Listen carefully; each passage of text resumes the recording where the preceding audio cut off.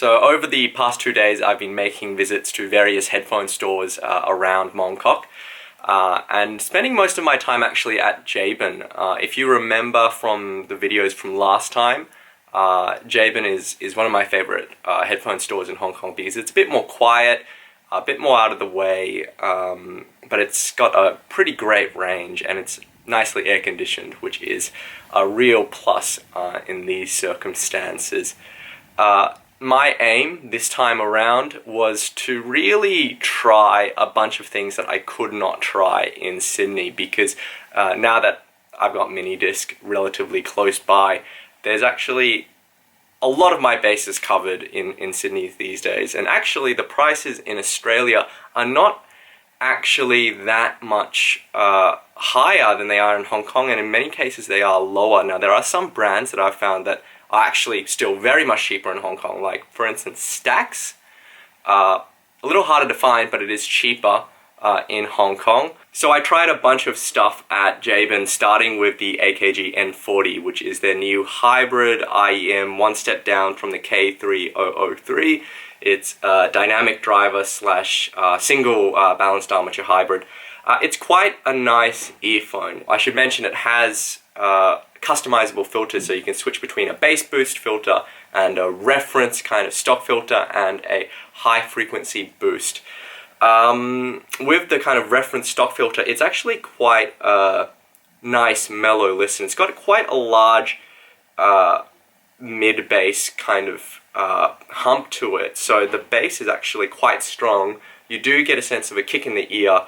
It's not the punchiest bass, and it's not it can actually sound boomy. It's a little much at times, but the sound is actually coupled with a nice kind of glossy, high frequency, smooth but detailed high frequency range. So it ends up working really, really nicely with kind of pop recordings, or I've been thinking it's a great earphone for electropop or K-pop or anything like that if you listen to that. But it is just a little uncontrolled in the bass. If you switch to the high frequency filter, you'll get something that has a much nicer kind of, to me, kind of more the bass that I prefer. But with the high frequency filter, the mids get a little bit shouty, so I'm still kind of undecided which of those two that I preferred. The thing is though, it's a really incredibly comfortable earphone. It's got a very small earpiece, very lightweight, fits in the ear really well, so I quite liked it for that reason. The next thing I tried was the FitEar Fostex collaboration, the TE100, which was recommended to me just to give it a spin. I actually didn't listen to it very long, and I didn't like it very much because it sounded like, it sounded a little incoherent. The highs sounded like they had a hole in them somewhere, or the mids or something, but the end result was that treble was more shh kind of than s. Like, it didn't have that hardness or that sense of detail that I kind of really wanted, so I didn't really listen too long. I had to listen to the new, it's not exactly new, but I haven't heard much about it, the Sony XBA300, which I've read over in kind of forum threads, which suggest that it's quite an aggressive, high-frequency earphone, which is a little bit of a change from the previous XBA3. And I had a listen, and it definitely is that. It's got a lot of kind of attack to the high frequencies. It's not super harsh, but it's not exactly a kind of an all-rounder. And it's sort of surprising considering the other recent kind of sounds coming out of Sony. I didn't really like it. And as far as clarity goes, if I wanted a kind of clear sounding IEM, I've got my Etymotic ER4 XR, which I think is fantastic, and I still maintain is going to be the new reference for this channel for IEMs going forward. I also tried the JVC HAFX 1200, which really impressed me. Even though it's not the most balanced or natural sounding of IEMs, it's this IEM with... Okay, so there's this exploded diagram that shows you all the different parts. It's like a wooden IEM. It's the flagship JVC wooden IEM it's got this massive, reverberant kind of solid bass, and then it's coupled with this really smooth but mid-focused forwardness that makes female vocals sound really great. And so the end result is just something that's really romantic sounding, I guess, really atmospheric. But it's a huge earphone, huge ass earphone, sticks right out of your ears, really heavy earpieces, not practical to use outside. So pretty much because I already have the XBA Z5, as much as I would have liked to get the 1200 because it was one of the best earphones that I heard on the day, I decided to skip it. I also tried the FX850, which is the sort of step down from the 1200. I didn't like it as much. I found the mids were more nasal and less natural sounding, but it was a very quick kind of comparison. I also tried the Ultimate Ears Reference Remastered, which is, I tried the demo of it. The layering on that earphone was incredible. It has this very, very fast sound, but there was a lack of richness to the lower mids that I would kind of like. But it may have been a problem with the fit of the demo. I'm not entirely sure. I did learn that Jabin does customs. So they will actually do the impressions on the spot for no cost, and then they can just get the customs done for you. But it was suggested to me that I come back next time without a cold, because apparently, and I'm assuming the decongestants play a part in this, the ear canal shape is actually altered slightly when you do have a cold. So missed out on that this time. I didn't really have that much time to do customs anyway, but something to keep in mind for next time.